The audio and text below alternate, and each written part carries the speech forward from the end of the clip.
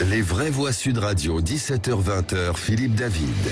Retour des vraies voix, ils sont toujours aussi dissipés. Non, avec... écoutez, non, on n'était pas dissipés. On parlait du Covid, des gestes barrières. Il n'y a que vous pour les pratiquer. Avec Luc Gras, Françoise Degois et David que vous ne portez plus de masque. Alors justement, parlons de la crise Covid. La crise Covid, depuis le début de la crise Covid, on fait de plus en plus de choses à distance, puisque outre le télétravail, on peut faire toujours à distance des choses aussi confidentielles que vendre ou acheter un bien immobilier, ou encore vendre ou acheter... Non, quand même pas.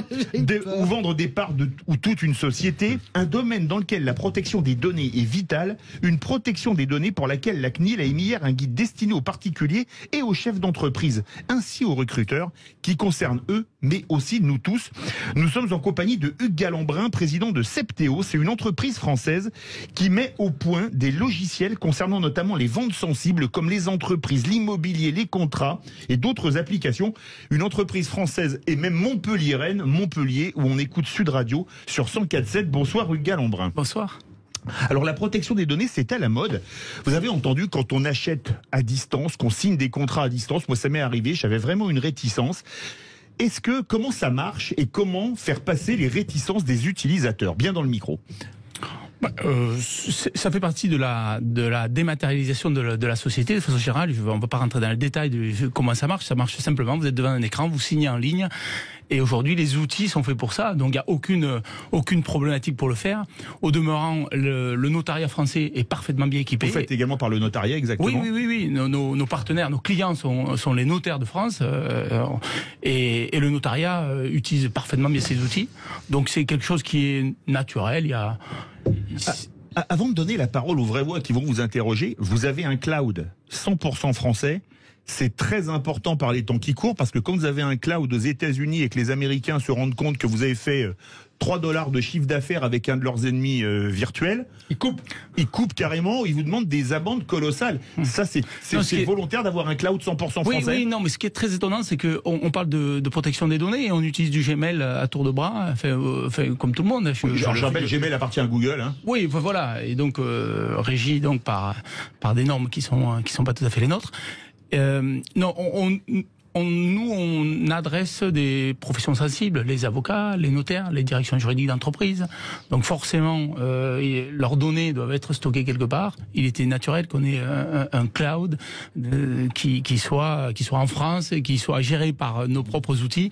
Enfin, c'est une évidence. Françoise Degois. Oui, moi j'ai signé avec ma banque, ça procède de votre outil également. J'ai signé un contrat, un prêt il y a quelque temps, directement comme ça. Non, c'est la banque, non, c'est pas nous qui faisons ces outils-là. Mais quel est le niveau de protection justement? Parce que c'est quand même ça. Comment on arrive à ce que ça se généralise, à faire tomber la méfiance naturelle et puis surtout à toucher des gens maintenant tout le monde n'est pas comme nous sur le numérique. Comment on fait? Parce que ça peut poser un problème. Je vois ma mère qui a 85 ans. Il me dit, ah bon, vous signez maintenant vos contrats par Internet, ça lui paraît... Oui, alors, par exemple... Hugues Galambrin, expliquez-nous comment ça marche, notamment avec vous, pour la protection. Oui. Alors là, pour la protection, c'est juste les données qui sont stockées. Les données sont stockées sur des clouds et ce qu'il faut bien comprendre. On rappelle ce que c'est un cloud pour les gens qui nous écoutent. C'est un. C'est un serveur qui est stocké dans une ferme et qui dispose de sécurité bien supérieure à celle que vous pouvez avoir sur votre ordinateur personnel, puisque votre ordinateur personnel, comme vous l'avez sur la table, il peut tomber, il peut être volé, il peut être détruit, je sais pas, par X raison, voilà, par un incendie ou toute autre chose. Toutes les clouds est stockés dans des fermes qui sont évidemment hyper sécurisées. Il y a des redondances dans tous les sens. Je ne vais pas rentrer dans le détail technique qui intéressera assez peu vos auditeurs, mais il est toujours préférable d'être dans le cloud. Vous êtes plus sécurisé. En revanche, ce qui est certain, c'est que lorsqu'on est dans le cloud, il faut savoir que les données sont gérées par la société qui vous héberge. La société donc il y a un transfert de responsabilité en quelque sorte. Donc il faut que vous fassiez confiance à cette société. Donc pardon, c'est pas mon métier, je suis désolé. Non mais vous regardez Françoise Degois, c'est normal. Voilà, exactement. C'est Françoise qui fait tomber le cloud. Il est subjugué, donc. Alors justement, Luc Gras, c'est vrai que c'est impressionnant, une entreprise française comme ça. Tout est dans le mot gras. Alors moi je lui dis qu'on est sous le charme et elle répond ça, c'est sympathique. C'est ça. Moi j'ai deux questions pour revenir à un sujet plus sérieux. Premièrement, par rapport, c'est chouette que ce soit une entreprise française. Comment, dans les prochaines années, vous comptez garder votre indépendance? Parce que j'imagine que vous êtes regardé de l'étranger. Et donc, à chaque fois qu'on a un cocorico français, on se pose toujours la question combien de temps va-t-il rester en France? Et puis, la deuxième chose, c'est par rapport à ce monde de piratage dont on entend toujours parler, comment vous allez faire par rapport aux pirates étrangers ou nationaux qui pourraient venir justement contrarier vos plans? Mais juste d'abord, je vous remercie de m'avoir invité parce que souvent on met en valeur les startups et là pour une fois on met en valeur une ETI qui vient du logiciel. Et vous savez qu'en France on avait une spécificité, on était assez bon dans le logiciel. Vous avez 2000 collaborateurs, c'est ça? On a 2000 collaborateurs, absolument. C'est une grosse ETI. Oui, mais il y en a une dizaine en France. Il n'y en a pas beaucoup, mais il y en a une petite dizaine en France comme nous. Donc je suis pas là pour parler de tous mes confrères. Ils peuvent parler d'eux-mêmes, mais et c'est bien de mettre un peu en valeur ces entreprises du logiciel en France parce que c'est elles qui digitalisent et qui transforment les pratiques professionnelles en France. Beaucoup plus, les startups c'est très bien, hein, je veux dire, la Startup Nation c'est formidable et c'est les pépites de demain. Mais je trouve ça formidable qu'on mette en avant aussi de temps en temps les ETI du logiciel français parce que le logiciel français en général du logiciel français, pardonnez-moi, provient souvent les grandes innovations, notamment les innovations en matière d'IA, pour une raison toute simple, c'est que nous avons, nous, comme on est une ETI, on a les moyens d'innover. Et on innove à 1 million d'euros. On investit nous-mêmes 25 millions d'euros dans l'IA chaque année, par exemple, ou en R&D. Pardon. Non, allez-y, terminez. Donc voilà. Donc pourquoi on resterait en France? Parce que nos clients sont français d'abord, parce que c'est très important. On est assez français quand même. Hein. Et à l'étranger. Vous êtes implanté aux États-Unis, en Belgique, au Canada, assez peu aux États-Unis, Tunisie, etc.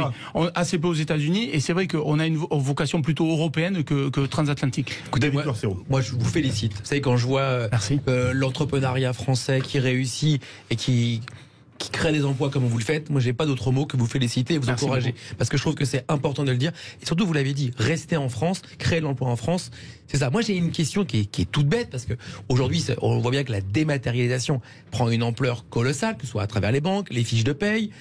Aujourd'hui, la vraie question, c'est tout cet espace de données. On est aussi à l'ère de l'écologie. Et la vraie question, c'est comment on peut pallier les deux, l'informatisation et l'écologie. C'est quoi l'avenir dans ces deux domaines? Comment on peut faire en sorte que les deux respectent l'un et l'autre? Oui, alors c'est une question très large. Je vous remercie de m'avoir posé. On a du temps, je crois, en plus, aujourd'hui. Mais lui, il est député, donc il est comme à l'Assemblée nationale. Il fait une question au gouvernement et en avant Guingamp. On vous écoute, Hugues Galambrin. Non, je peux pas vous répondre directement parce que je sais pas l'impact écologique, le rapport entre l'impact écologique de produire du papier et celui de stocker de la donnée. Là, je vous avoue que je suis incapable de vous répondre à cette question. Il faudrait un spécialiste qui puisse nous dire quel est l'écart. Je pense que produire du papier est quand même plus nocif à ce stade de l'écologie que de stocker de la donnée parce que l'espace. C'est un vrai problème. Non, mais stocker de la donnée est un vrai problème. D'ailleurs, toutes les grandes boîtes sont en train de travailler là-dessus, notamment comment il s'appelle le grand Meta. Non, pas du tout. Non. Enfin, bref, je vais retrouver. Non. Mais je veux dire, c'est un vrai sujet sur le développement durable et vous le savez très bien. Vos fermes de cloud bouffent une énergie considérable. Ça, je crois que c'est 2% de la pollution mondiale. Donc vous travaillez là-dessus, je suppose. Oui, mais justement, la vraie question, c'est qu'aujourd'hui, si on n'arrête pas de dire qu'il faut aller dans un système où on est moins polluant, plus présent. La vraie question, c'est que moi, je vous pose la question parce que c'est un vrai argument, je pense. Après, on met le papier face au cloud, par exemple, ou au stockage. Mais enfin, il y a les déplacements qui sont. Tout ce qui est stocké évite aussi beaucoup de déplacements. Je vais dans votre sens. C'est pour ça que je dis juste que c'est un élément important parce que je pense qu'on vous opposera toujours l'écologie à la réussite ou à la création ou à la nouveauté. C'est pour ça que je pense qu'il faut vraiment le mesurer. Mais le cloud n'empêche pas que jusqu'à présent on stockait de la donnée sur des serveurs. Les serveurs ils étaient locaux et aujourd'hui, ça change rien. L'écologie, il n'y a pas d'impact écologique. Il y a même une mutualisation en général des serveurs qui réduit le nombre de serveurs. Hein. Plutôt que chacun avoir son petit serveur qui est utilisé à 10%, aujourd'hui on essaie d'utiliser les serveurs de façon c'était pas ça le sujet. Le sujet, c'est vraiment les fermes qui hébergent les les fermes, clouds. justement. Et donc là, il y a une. Non, mais c'est vraiment. Luc a raison. Hein, c'est colossal sur le plan de l'environnement. C'est colossal, vraiment. Donc il faut lutter, il faut travailler à ça. Mais merci beaucoup, Hugues Galambrin, avec président de Septéo, d'avoir été avec nous. encore à vous. Et grâce à la question de Françoise Degois et à votre réponse, j'ai appris une chose, c'est que le cloud, les données n'étaient pas stockées dans les nuages. Moi, c'est ce que j'imaginais depuis le début, n'est-ce pas, Françoise? J'adore cette idée de cloud. Je trouve que ça Non, mais commence à- quand ça on parle des laisse rêveur. fermes, ne pensez pas que c'est des fermes avec des vaches aussi. Oui, allez-y. Vous avez parlé tout à l'heure de handicap et je voulais parler d'altérité. On est mécène des cafés joyeux qui s'installent à Montpellier et je trouve que c'est une formidable initiative et donc je voulais C'est quoi, faire un c'est peu quoi, la c'est joyeux, quoi, un c'est peu quoi la Bon, on peut le dire rapidement, ce sont les cafés qui embauchent des personnes handicapées handicap mentales. mental, voilà. Absolument. Et vous êtes servi uniquement par des Et il y a personnes deux choses qui handicapées sont mentales. formidables dans ce projet, Bravo. c'est à la fois l'altérité et puis la notion de joyeux. Et je crois qu'il faut plus, il faut parler de joyeux dans la société il faut française. Bravo à vous. Voilà, Je les avais super. reçus dans le Grand Matin Week-end pour les mettre en avant il y a 1 an ou 2. Merci à Merci à vous, vous. Hugues Galambrin, Merci à président vous. de Merci, c'est un vrai Septéo. plaisir, un vrai Et plaisir. bon retour à Montpellier.